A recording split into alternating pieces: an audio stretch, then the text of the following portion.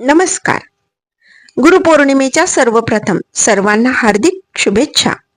गुरुवे नमः. गुरुचा हा खेळ सारा जन्मापासून सुरू झाला. गुरु लहान, गुरु मोठा, गुरु योग्य, गुरु अयोग्य, गुरु कधी करायचा, गुरु कोणी करायचा, गुरु का करायचा, गुरु कसा करायचा. विचारांच्या सागरामध्ये, कलियुगाच्या संसारामध्ये गुरु शिष्याला शोधतो की शिष्यच गुरुच्या शोधात निघतो. गुरुची व्याख्या करावी तरी कशी. पहिला गुरु आई, तर दुसरा गुरु शिक्षक. आता सुरू झाली ती गुरूंची शृंखला.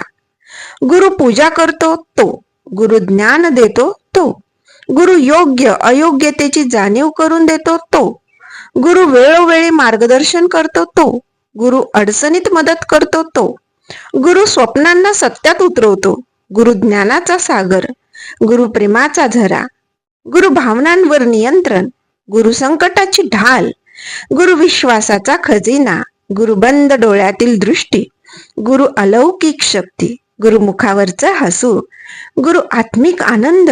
मग असा गुरु शोधावा तरी कुठे आणि कसा. गुरु शोधावा नाही लागत. गुरु वेगवेगळ्या रूपात, वेगवेगळ्या जागी, वेगवेगळ्या पद्धतीने मार्गदर्शन करतो, धावून येतो, मदतीचा हात देतो.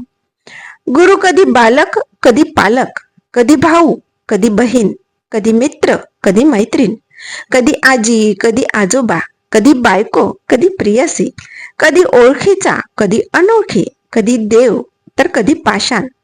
नकळत दुःखातून सावरून आनंदाच्या, यशाच्या, सुखाच्या नावेमध्ये तारून नेतो तो गुरु.